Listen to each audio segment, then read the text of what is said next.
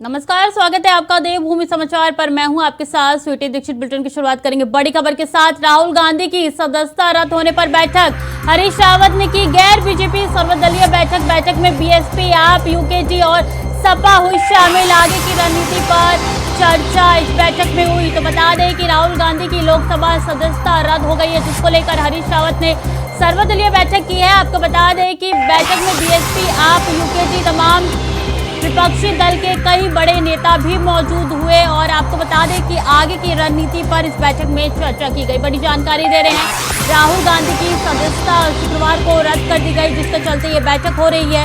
दिल्ली से लेकर उत्तराखंड तक कांग्रेसी में हड़कंप मचा हुआ है और इसी संदर्भ में देखिए एक के बाद एक बड़ी बैठकें हो रही है और उत्तराखंड में भी ये बड़ी बैठक हुई है, जो कि हरीश रावत ने इसकी अध्यक्षता की है। और देखिए बीएसपी, आप, यूकेजी और सपा हुए इस बैठक में शामिल। आगे की चर्चा, आगे की रणनीति कैसे बने, इस पर चर्चा हुई। हरीश रावत ने की गैर बीजेपी सर्वदलीय बैठक। बड़ी जानकारी दे रहे हैं, तस्वीरें वहीं से आपके साथ साझा कर रहे हैं। आपके टीवी स्क्रीन पर उसी मंथन की तस्वीरें हैं जिसकी अध्यक्षता हरीश रावत ने की है। आगे की रणनीति पर भी इस बैठक में चर्चा हुई है। बड़ी जानकारी आपके साथ साझा कर रहे हैं। राहुल गांधी की सदस्यता रद्द होने पर यह बैठक की गई है। हरीश रावत ने पूर्व मुख्यमंत्री ने यह बैठक की है। आपको बता दें गैर बीजेपी सर्वदलीय बैठक में शामिल हुए हैं। इसी के साथ आप, यूकेजी के कई बड़े नेता भी इस बैठक में शामिल हुए हैं। आगे की रणनीति कैसी होगी, कैसी बनानी है, इसमें भी इस बैठक में चर्चा की गई। तो राहुल गांधी की सदस्यता रद्द हो गई है, जिसको लेकर अब दिल्ली से लेकर उत्तराखंड तक हड़कंप मचा हुआ है। कांग्रेसी कार्यकर्ता जो है सड़क पर उतर चुके हैं। विरोध प्रदर्शन भी लगातार हो रही है। उसी संदर्भ में एक और बड़ी बैठक जो है उत्तराखंड में चल रही है। तस्वीरें सीधे उस बैठक से हम आपके साथ साझा कर रहे हैं। बैठक में बीएसपी, आप, यूकेजी और सपा शामिल हुए हैं। तो आगे की रणनीति क्या हो, किस तरीके से बीजेपी को घेरा जाए, क्या आगे की रणनीति बैठाई जाए, इसको लेकर तमाम विपक्षी दल जो है लामबंद हो चुके हैं। एक के बाद एक कई बड़ी बैठकें हो रही है, चाहे दिल्ली में हो चाहे उत्तराखंड में हो। और इसी संदर्भ में एक और बड़ी बैठक जो है आज हुई है। आपको बता दें पूर्व मुख्यमंत्री हरीश सिंह रावत ने इस बैठक की अध्यक्षता की है। अभय कैंथुरा लगातार हमारे साथ बने हुए हैं। अभय, देखिए कब हुई ये बैठक और क्या कुछ इस बैठक में चला, क्या जानकारी है? जी बिल्कुल, पूर्व मुख्यमंत्री हरीश रावत ने एक सर्वदलीय बैठक का आयोजन यहाँ पर किया था, जिसमें राज्य के जो विपक्षी दल है, चाहे आपका यूकेडी हो, समाजवादी पार्टी हो, सीपीआई हो, सीपीआईएम हो या विभिन्न जो सामाजिक संगठनों से जुड़े हुए जो लोग हैं, वो लोग इस बैठक में शामिल हुए। कह सकते हैं कि राजनीति में कैसे इस लोकतंत्र जा रहा है, तो ऐसे में विपक्ष मजबूत भूमिका किस प्रकार से अपने निर्वहन कर सकता है, उन सब चीज़ों को लेकर बैठक यहाँ पर बुलाई गई थी।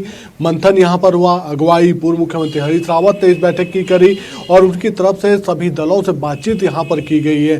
सभी दलों के जो संगठनों के जो नेता यहाँ पर मौजूद थे, उन सभी से मंथन यहाँ पर किया गया और कैसे उत्तराखंड में एक सशक्त विपक्ष यहाँ पर बनाया जा सकता है, कैसे जो सत्ताधारी दल है उनके खिलाफ कैसे आवाज़ यहाँ पर बुलंद की जा सकती है, उन सब चीज़ों को लेकर बातचीत यहाँ पर हुई है और एक रणनीति बनाने का काम यहाँ पर किया गया है। पूर्व मुख्यमंत्री हरीश रावत ने कहा है कि जिस तरीके से राहुल गांधी के खिलाफ एक साजिशन काम यहाँ पर किया गया है, पहले उनके खिलाफ मुकदमे दर्ज किए गए, फिर उसी मुकदमे पर त्वरित कार्रवाई यहाँ पर हुई है, उनकी सदस्यता को समाप्त करने का काम यहाँ पर किया गया। तो ऐसे में सीधे तौर पर जो सत्ताधारी दल है वो विपक्ष की आवाज़ को दबाना चाहते हैं और ऐसे में अगर विपक्ष आज एकजुट नहीं होता है तो फिर नंबर सभी का यहाँ पर विपक्षी दलों का आ सकता है, यानी जिसके जो भी अपनी आवाज़ यहाँ पर उठाएगा सत्ताधारी दल अपने पद का दुरुपयोग करते हुए उसके खिलाफ यहाँ पर बड़ी कार्रवाई कर सकता है। तो ऐसे में विपक्ष अपनी मजबूत भूमिका अदा यहाँ पर कर सकता है और उसके लिए जरूरी है कि सभी लोग एक मंच पर हों और एकजुटता के साथ इस अपने विरोध का अपनी आवाज बुलंद कर सके। जी देखिए, अभी कहीं ना कहीं जिस तरीके से राहुल गांधी की लोकसभा सदस्यता रद्द हुई है, इसके चलते विपक्ष को एक मौका मिल गया है लामबंद होने का एक साथ। बिल्कुल, ये कह सकते हैं कि विपक्ष को एक बहुत बेहतरीन, एक सबसे सुनहरा अवसर यहाँ पर मिला है, क्योंकि अभी तक जो विपक्ष अलग अलग धड़ों में बटा हुआ नजर आता था, जिस विपक्ष को चुनाव के समय ही सिर्फ एकजुट होने की याद आती थी, अब उसे ये कह सकते हैं कि समय रहते एक बड़ा अपना गठजोड़ बनाने का, अपना गठबंधन बनाने का एक मौका यहाँ पर मिल गया है। उत्तराखंड में ये शुरुआत यहाँ पर की गई है और अगुवाई ये कह सकते हैं कि पूर्व मुख्यमंत्री हरीश रावत ने इसकी अगुवाई यहाँ पर करी है। आने वाले दिनों में इसके और सकारात्मक परिणाम विपक्ष की भूमिका को लेकर यहाँ पर और देखने को मिलेंगे, जब यही सारे नेता, यही सारे संगठन के लोग एक मंच पर सत्ताधारी दल के खिलाफ अपनी आवाज़ उठाएंगे तो जरूर राज्य की जो जनता है या दूसरे वर्जन जो जनता है वो इनकी आवाज़ सुनती हुई भी नजर आएगी। तो ऐसे में कह सकते हैं कि विपक्ष को एक सुनहरा अवसर यहाँ पर मिला है कि अपनी एकजुटता बनाए रखने के लिए, एक ऐसा संगठन तैयार करने के लिए जो सत्ताधारी दल के खिलाफ उनको चुनाव लड़ने में भी मदद मिल सकती है। जी, अगर बैठक की बात की जाए तो अभी बैठक जारी है या खत्म हो चुकी है? जी बिल्कुल, अभी भी ये बैठक जारी है और अब से कुछ देर बाद, ये नहीं कह सकते हैं कि लगभग 1 घंटे के करीब ये बैठक और यहाँ पर चलेगी, उसके बाद ये बैठक समाप्त होगी। लेकिन इतना जरूर कहा जा सकता है कि सर्वदलीय बैठक के जरिए पूर्व मुख्यमंत्री हरीश रावत ने एक बड़ा संदेश देने का काम यहाँ पर किया है कि जिस तरीके से लोकतंत्र में विपक्ष की आवाज़ को दबाने का काम हो रहा है, विपक्षी दलों के नेताओं के खिलाफ जिस तरीके से कानूनी कार्रवाई यहाँ पर की जा रही है, लगातार सर्वदलीय बैठक हो रही है। गैर बीजेपी की बहुत बहुत शुक्रिया तमाम जानकारियों के लिए। अभी खबरों में आगे बढ़ेंगे। राज्य सरकार के 1 साल का कार्यकाल पूरा होने पर रायपुर विधानसभा में एक भव्य कार्यक्रम का आयोजन किया गया, जिसमें मुख्यमंत्री पुष्कर सिंह धामी ने शिरकत की। कार्यक्रम के दौरान जहां मुख्यमंत्री ने अपनी 1 साल की उपलब्धियों को जनता के समक्ष रखा, तो वहीं रायपुर विधानसभा को कई सौगातें भी दी।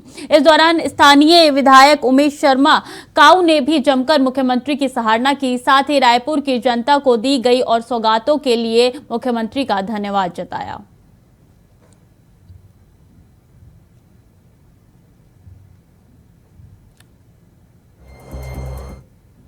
माल देवता का यहाँ पर 6 विधानसभाएं रायपुर के आसपास चारों तरफ हैं इसके, और माल देवता जिस स्थान पर भी 3 विधानसभाओं का एक तरह से सेंटर है। तो निश्चित रूप से भविष्य में इस पूरी विधानसभा का सुनियोजित रूप से प्लानिंग के तहत यहाँ का विकास हो, उसके लिए हम जल्दी ही यहाँ का मास्टर प्लान लाएंगे और 6 महीने के अंदर सारा आकलन करके मास्टर प्लान को इस क्षेत्र में लागू करेंगे। कांग्रेस की तरफ से धामी सरकार के 1 साल के कार्यक्रम को फेल बताने पर कैबिनेट मंत्री गणेश जोशी ने हमला बोला है। गणेश जोशी ने हमला बोलते हुए कहा है कि राहुल गांधी को मानसिक रूप से विक्षिप्त बताया। साथ ही कहा है कि पप्पू भैया लगातार बहकी बातें कर रहे हैं और ऐसे में कांग्रेस कार्यकर्ताओं से क्या उम्मीद कर सकते हैं। उन्होंने कांग्रेस के नेताओं और कार्यकर्ताओं को कहा कि अपने चश्मे नंबर बदल दे करें और देखें कि 1 साल में प्रदेश के पुष्कर सिंह धामी की सरकार ने प्रदेश के विकास के लिए कितने ऐतिहासिक काम किए हैं। जिसका नेता मानसिक रूप से विक्षिप्त हो, किस प्रकार की बहकी बातें हमारे पप्पू भैया करते हैं, उनके कार्यकर्ताओं से आप क्या उम्मीद कर सकते हैं। उनको बोलो अपने चश्मे का नंबर बदली करें और देखें कि 1 साल के अंदर कितने ऐतिहासिक काम पुष्कर सिंह धामी सरकार देगी। और 1 अप्रैल से उत्तराखंड में सरकारी केंद्रों पर गेहूं की खरीद प्रक्रिया शुरू हो जाएगी।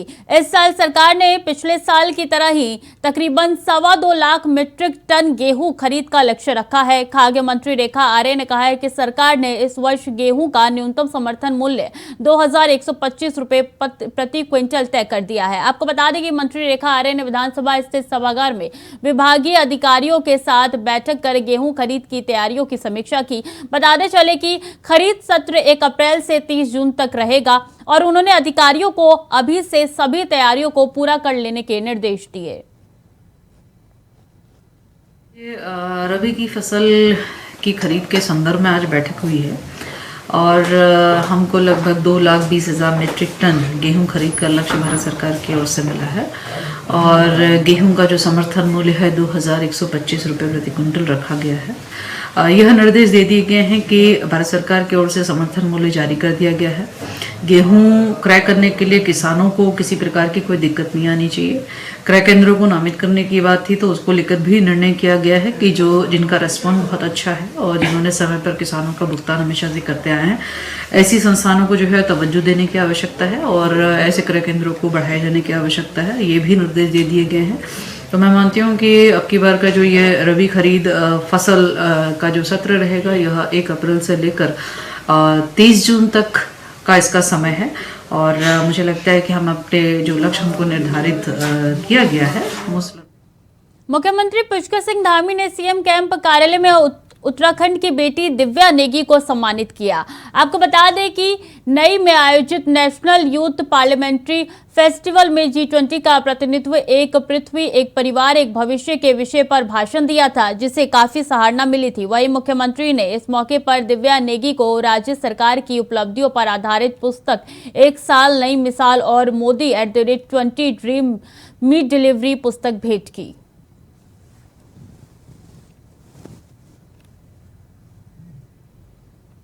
देवभूमि समाचार में वक्त हो चला छोटे से ब्रेक का, जल्द लौटेंगे। ब्रेक के बाद एक बार फिर से स्वागत है आपका। खबरों में आगे बढ़ेंगे। डोईवाला के शहीद दुर्गमल राजकीय महाविद्यालय में जिला विधिक सेवा प्राधिकरण की तरफ से विधिक जागरूकता शिविर का आयोजन किया गया।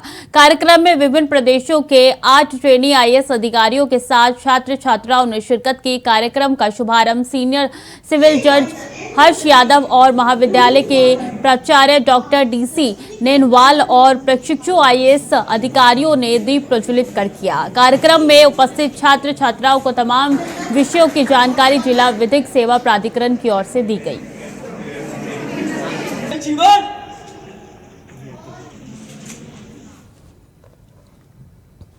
जसपुर मंडी परिसर में लोगों की समस्याओं को निपटाने के लिए एक साल नई मिसाल के उपलक्ष्य में बहुउद्देशीय शिविर का आयोजन किया गया, जिसमें स्वास्थ्य विभाग, विद्युत विभाग, मत्स्य विभाग, समाज कल्याण विभाग, पंचायती राज विभाग समेत कई विभाग मौजूद रहे और लोगों की समस्याओं को सुनकर उनका समाधान किया। में यहाँ पर एक शिविर चल रहा है, तो इसमें लगभग 20 डिपार्टमेंट यहाँ पर आए हुए हैं और लगातार इसमें शिकायतें या समाधान है वो लगातार किया जा रहा है। जैसे अभी आप देख ही रहे होंगे कि यहाँ पर विजिट किया जा रहा है माननीय विधायक जी के द्वारा और तो लगातार यहाँ पर प्रक्रिया चल रही है कि जो यहाँ पर अगर समस्या का निराकरण नहीं हो पाएगा तो उनको उच्च अधिकारियों को प्रेषित कर दिया जाएगा।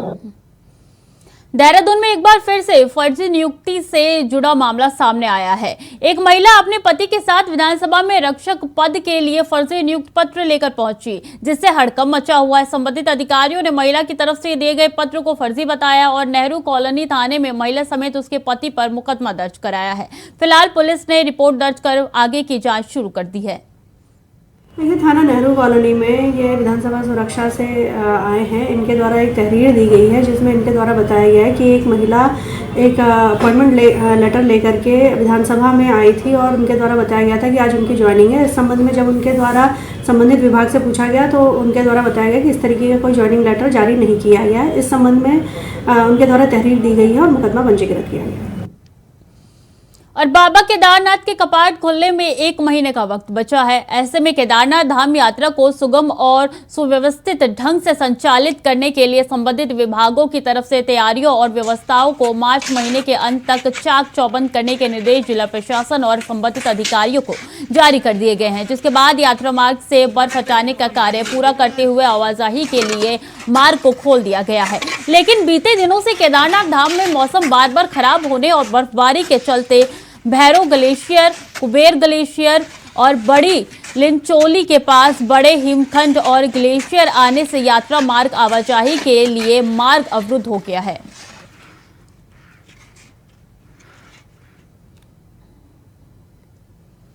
अमृतपाल सिंह के फरार होने के बाद उत्तराखंड पुलिस भी अलर्ट हो गई है। उत्तराखंड की सभी सीमाएं सील कर दी गई है। इसके साथ ही यूपी और उत्तराखंड बॉर्डर पर पुलिस द्वारा सघन चेकिंग अभियान चलाया जा रहा है। यूपी से सटे कोटद्वार बॉर्डर पर भी पुलिस देर रात से चेकिंग अभियान चला रही है। बाहर से उत्तराखंड में एंट्री करने वाले सभी छोटे बड़े वाहनों की चेकिंग की जा रही है। साथ ही जनपद के तमाम हिस्सों में भी पुलिस अलर्ट मोड पे है।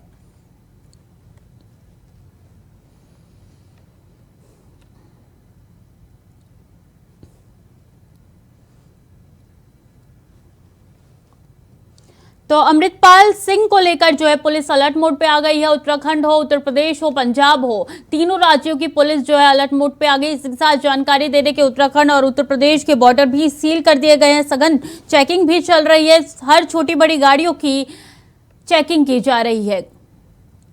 प्रदेश के कृषि मंत्री गणेश जोशी ने शुक्रवार को मसूरी में एक निजी होटल में भारतीय राष्ट्रीय सहकारी संघ द्वारा आयोजित मध्य क्षेत्र के राज्यों के लिए सहकारी विकास पर सम्मेलन में बतौर मुख्य अतिथि प्रतिभाग कर कार्यक्रम का दीप प्रज्वलित कर शुभारंभ किया।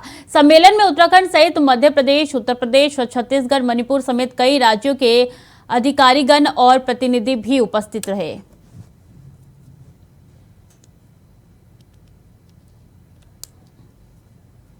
इस क्षेत्र के सहकारिता सम्मेलन में आके मुझे मौका मिला और उनके माध्यम से कुछ जानकारी भी मुझे मिली और वास्तव में कृषि और सहकारिता एक दूसरे से जुड़े हुए हैं और मुझे भरोसा है जिस प्रकार से माननीय अमित शाह जी के नेतृत्व में सहकारिता क्षेत्र में एक आंदोलन के रूप में इसको लिया है। आने वाले समय में देश की आर्थिकी को मजबूत करने में ये सहकारिता का क्षेत्र एक अपना स्थान सुनिश्चित करेगा।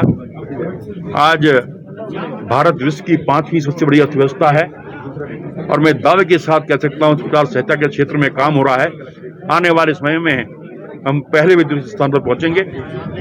इसके लिए मैं आयोजकों को अपनी शुभकामनाएं देता हूं, बधाई देता हूं। इन्होंने मुझे अपने बीच में, माननीय सिंघानिया जी ने मुझे अपने बीच में आने का मौका दिया कि आप उसके अध्यक्ष हैं, आप पूर्व सांसद हैं, पूर्व गुजरात के मंत्री हैं और जब से आपने इसकी अध्यक्षता संभाली है एक आंदोलन के रूप में इसको ले रहे हैं।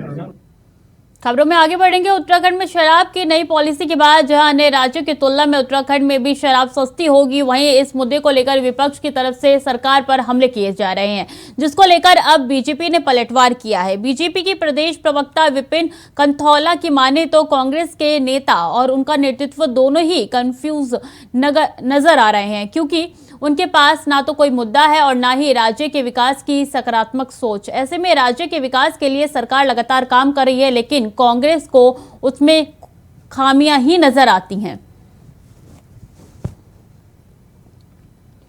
जिलाधिकारी ने आगामी चारधाम यात्रा व्यवस्थाओं तथा बद्रीनाथ मास्टर प्लान के तहत चल रहे निर्माण कार्यों की प्रगति को लेकर संबंधित अधिकारियों के साथ समीक्षा बैठक की। ये बैठक पीडब्ल्यूडी विश्राम गृह में हुई।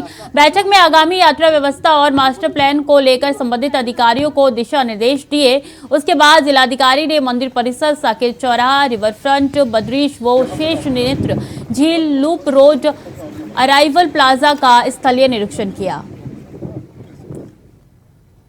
आज बद्रीनाथ धाम में और जो मास्टर प्लान के काम है तो बर्फ़ के बाद वो पुनः प्रारंभ हो गए, तो उनका जो हमारी पीआईयू की टीम है साथ में नगर पंचायत और एसडीएम के साथ हमने विस्तृत रूप से निरीक्षण किया। कई जगह पर काम प्रारंभ हो गए हैं, कहीं पर अभी भी अपेक्षा है कि काम में गति लाने की अपेक्षा है, तो हमने इस संबंध में आवश्यक निर्देश दिए हैं कि इसको टाइमली जो पर्याप्त मात्रा में लेबर और संसाधन जुटाकर काम फुल स्केल पर यहाँ पर प्रारंभ किए जाएँ और आगामी यात्रा 27 अप्रैल से जो स्टार्ट होनी है उसको लेते हुए भी जो भी आवश्यक काम होने हैं और मास्टर प्लान के निर्माण कार्य को लेते हुए जो भी डाइवर्जन मार्ग बनने हैं, जो भी जो रोड्स हैं वो इंटरप्ट हो रहे हैं, तो उसके संबंध में भी टाइम से पहले, यात्रा से पहले सारे कामों को कंप्लीट करने के निर्देश दिए। और होली पर जिन दुकानों खानों के सैंपलों को जिला खाद्य सुरक्षा विभाग ने जांच के लिए भेजा, उसकी रिपोर्ट आ गई है। इस दौरान विभाग की ओर से पूरे जिले में 80 सैंपल जांच के लिए लैब में भेजे गए, जिनमें से 70 सैंपलों में गड़बड़ी पाई गई, जिनके खिलाफ अब कानूनी कार्रवाई की जाएगी। जो होली के सैंपल है वो हम लोगों ने भेजे हैं। होली से पहले हमने ड्राइव चला दिया था। इसमें हमारे आयुक्त महोदय के निर्देश के अनुसार हम लोगों ने होली से पहले ही इसका ड्राइव चला दिया था और जो लोग हमने होली के दौरान सैंपल भेजे 80 के करीब भेजे हैं। इसके अलावा जैसे हमारा पूरा वित्तीय वर्ष है तो इसमें हमने अलग अलग रैंडम सैंपलिंग करके हमने लगभग 350 सैंपल लैब में जा चुके हैं और हमारी जो है 150 के करीब अभी रिपोर्टें अभी आनी बाकी है और इसमें जो रिपोर्टें हमें आई है उसमें से 70 के करीब हमें जो रिपोर्टें है वो मानक के अनुरूप नहीं पाई गई है और उसमें हमने न्यायालय में केस दर्ज करने की कार्रवाई कर दी गई है। और बड़ी जानकारी, इंस्पेक्टर बने 15 पुलिसकर्मियों का तबादला। आईजी कार्मिक देहरादून ने जारी किया आदेश। बड़ी जानकारी आपके साथ साझा कर रहे हैं। 15 पुलिसकर्मियों का तबादला हुआ है, जिसके आदेश जो है आईजी कार्मिक देहरादून ने जारी किए हैं। इस वक्त की बड़ी खबर उत्तराखंड से आपके साथ साझा कर रहे हैं। इंस्पेक्टर बने 15 पुलिसकर्मियों का तबादला हो गया है, जिसकी लिस्ट भी आपके टीवी स्क्रीन पर है। आईजी कार्मिक देहरादून ने ये आदेश जारी किए गए हैं। 15 पुलिसकर्मियों का तबादला हुआ है। इंस्पेक्टर बने 15 पुलिसकर्मियों का तबादला हुआ है। तो उत्तराखंड में एक बार फिर से तबादला एक्सप्रेस चला है, जिसकी लिस्ट आपकी टीवी स्क्रीन पर है। इसमें रघुवर सिंह का भी नाम है। तमाम वो पुलिस अधिकारी जिनका तबादला हुआ है, हरीश प्रसाद, देवेंद्र सिंह, कई बड़े ऐसे नाम हैं इसमें।